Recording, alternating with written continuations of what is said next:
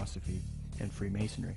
Theosophists and Freemasons, as part of their esoteric doctrine, taught that Jesus was the sun god, the S-U-N, in the sky, and that he was based on the age of Pisces within the zodiac.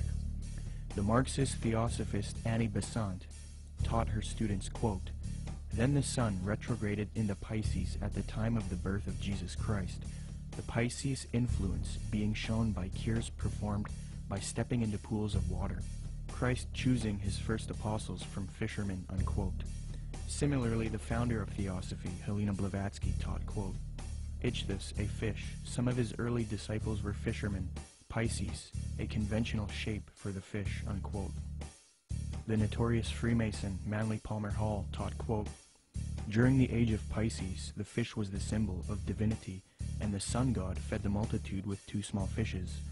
In another context, Blavatsky reinforces Theosophy's belief about Jesus, quote, "For the salvation of the world, this was the sun, shorn of his golden rays, and crowned with blackened ones, symbolizing this loss as the thorns. Jesus and even Apollonius of Tyana were but epitomizers of the history of the sun."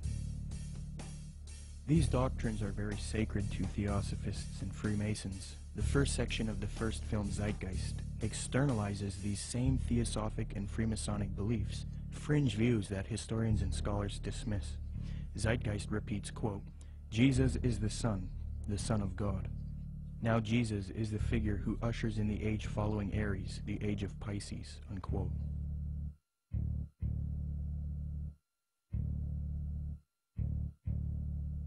Now, noticing these parallels, one might think that Peter Joseph, the creator of Zeitgeist, was ignorant of the fact that he was indoctrinating people into Theosophic and Freemasonic ideologies. However, Zeitgeist is not only spreading these doctrines of Theosophy and Freemasonry, but Zeitgeist also associates itself with prominent Theosophists, Freemasons, New Agers, and occultists in their own transcript for the film, leaving little debate as to the connection it has to these groups.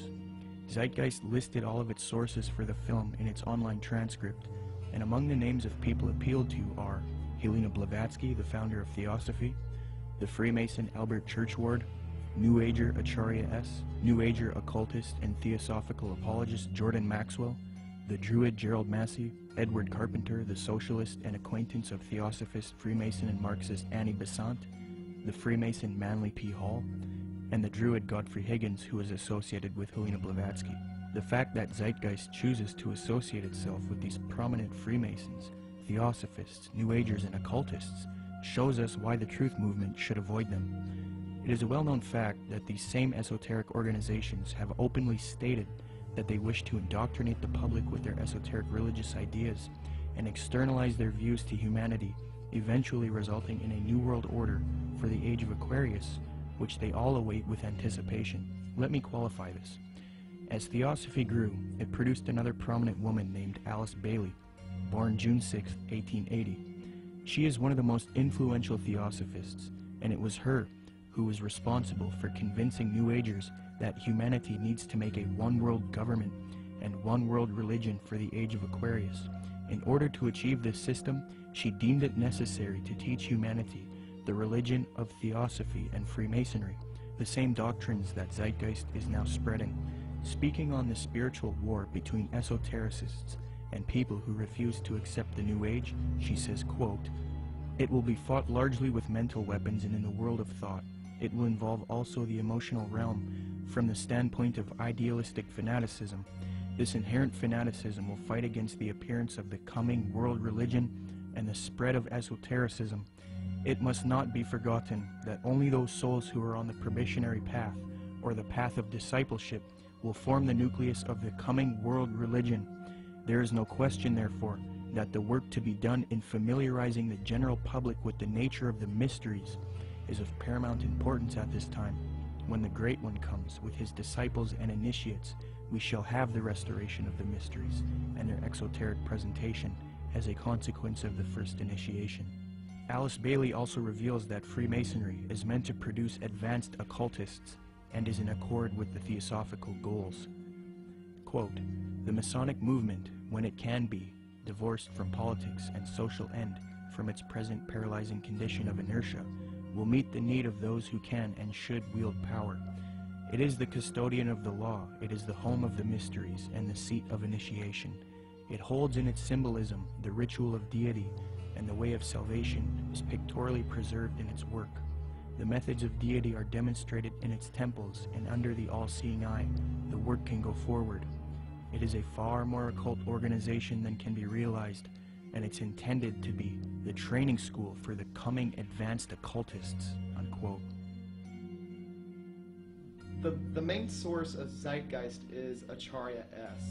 She advocates one world system under the age of Aquarius.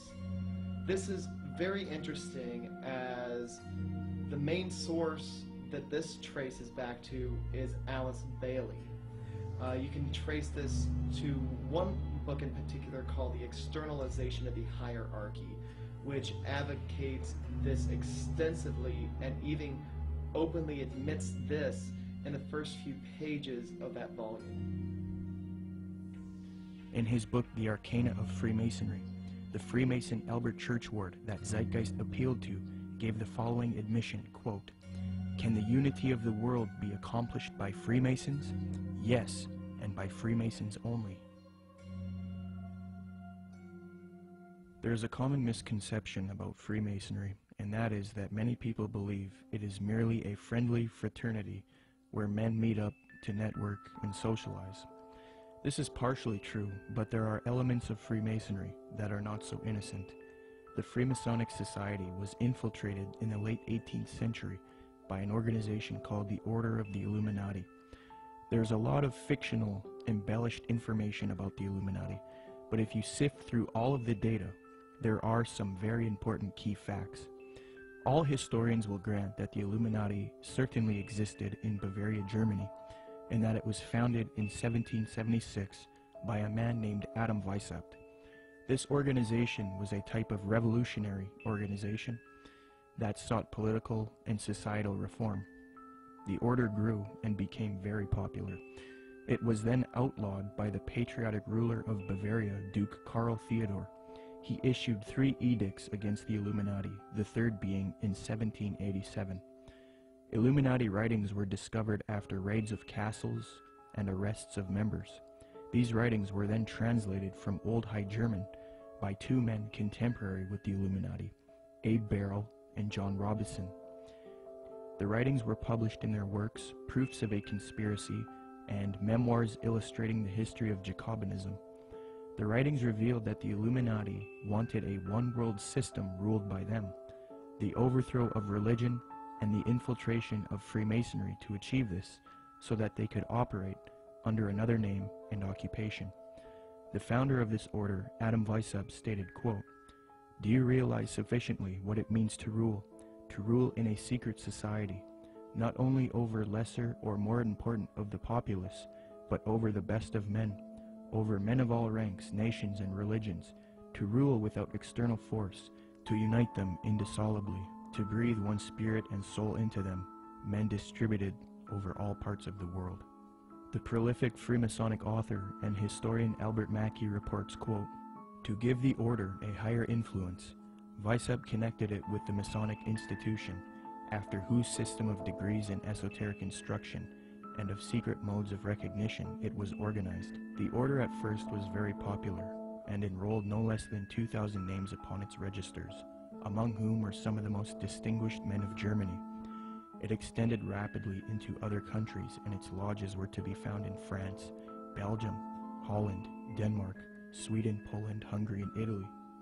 The original design of Illuminism was undoubtedly the elevation of the human race, but it cannot be denied that in the process of time, abuses had crept into the institution, and that by the influence of unworthy men, the system became corrupted.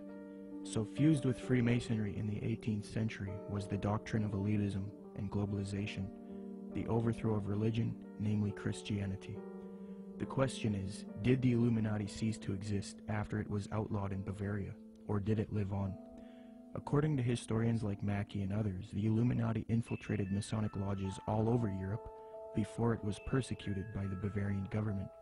So with that in mind, how could the Bavarian government stop this order if it was already all over Europe?